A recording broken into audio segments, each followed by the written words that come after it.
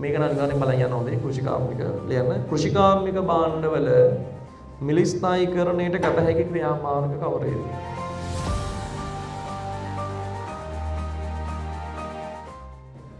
මෙන්න මෙහෙමනේ තියෙන්නේ.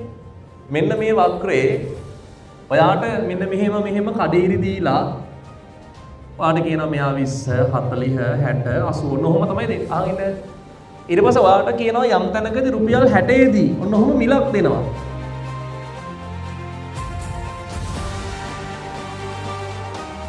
ගෙවුම් ශේෂයේ ගනුදෙනු ලබා දෙමින් දිත්ත සටහන් විමසීම.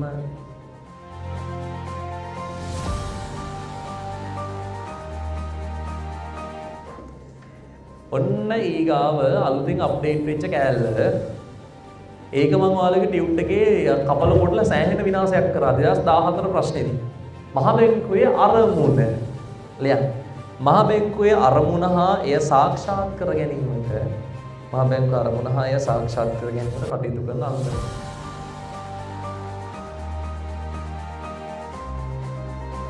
රාජ්‍ය මූල්‍ය පිළිපස්සේ රාජ්‍ය මූල්‍ය ඒකාග්‍රතාව වැඩ පිළිවෙල ලියන්න. රාජ්‍ය මූල්‍ය ඒකාග්‍රතාව වැඩ පිළිවෙල බලන්න.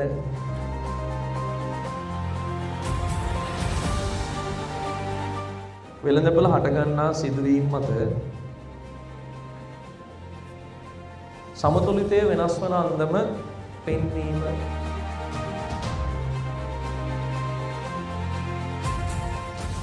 ලියන්න. බාල භාණ්ඩ හා ගිපන් භාණ්ඩ ඉල්ලුම් නීතිය සමග දක්වන සම්බන්ධය.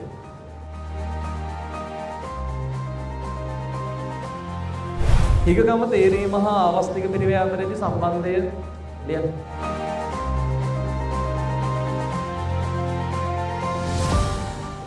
සැපයුම හා සැපයුම වෙනස් වීම අතර වෙනස. ඒකත් පොඩ්ඩක් බලන්න. සැපයුම හා සැපයුම ප්‍රමාණය වෙනස් වීම අතර වෙනස.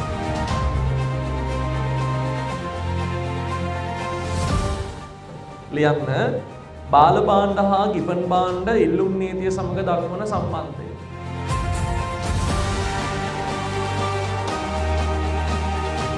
වෙළඳපොළ හටගන්නා සිදුවීම් මත සමතුලිතය වෙනස් වන අන්දම පෙන්වීම.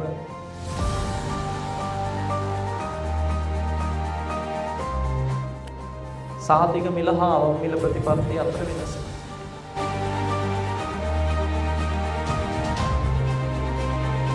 මේක නම් අනිවාර්යෙන් බලන්න යන්න ඕනේ කෘෂිකාර්මික ලියන්න. කෘෂිකාර්මික භාණ්ඩවල මිලස්ථායීකරණයට ගත හැකි ක්‍රියාමාර්ග කවරේද?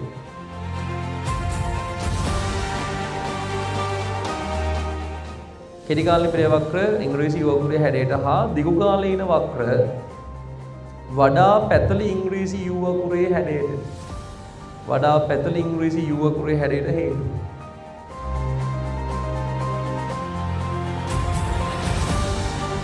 ඔයාලට මතකද අර මේ ATC, AVC, MC, MR අර වක්‍ර දීලා ගාන හදන්න දෙන්නේ.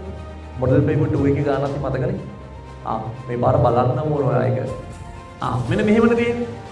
මෙන්න මේ වක්‍රයේ ඔයාට මෙන්න මෙහෙම කඩේරි දීලා ඔයාට කියනවා මෙයා 20 40 60 80 ඔහොම තමයි දෙන්නේ. ආගෙන ඊට පස්සේ ඔයාට කියනවා යම් තැනකදී රුපියල් 60 දී ඔන්න ඔහොම මිලක් දෙනවා.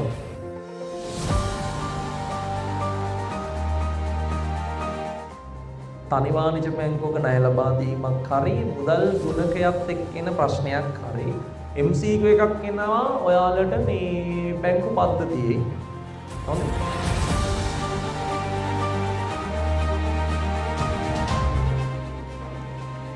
ඔන්න ඊගාව අලුතින් අප්ඩේට් වෙච්ච කෑල්ල. ඒක මම ඔයාලගේ ටියුට් එකේ කපල කොටලා සෑහෙන විනාශයක් කරා 2014 ප්‍රශ්නේදී. මහ බැංකුවේ අරමුණ ලියන්න. මහ බැංකුවේ අරමුණ හා එය සාක්ෂාත් කර ගැනීමට මහ බැංකුවේ අරමුණ හා එය සාක්ෂාත් කර ගැනීමට කටයුතු කරන අන්දම.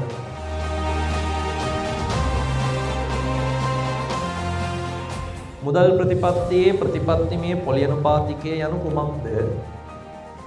මහ බැංකුව එය තුලින් මුදල් ප්‍රතිපත්තිය ක්‍රියාත්මක කරන අන්දම.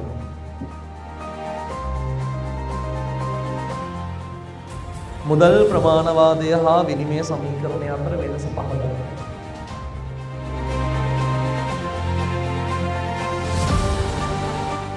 රාජ්‍ය මූල්‍ය පිළිපස්සේ රාජ්‍ය මූල්‍ය ඒකාග්‍රතාව වැඩපිළිවෙල ලියන්න. රාජ්‍ය මූල්‍ය ඒකාග්‍රතාව වැඩපිළිවෙල බලන්න.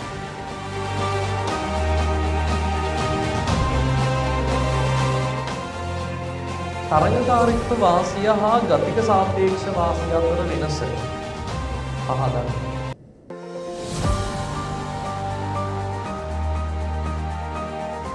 ගෙවුම් ශේෂයේ ගනුදෙනු ලබා දෙමින් දිත්ත සටහන් විමසීම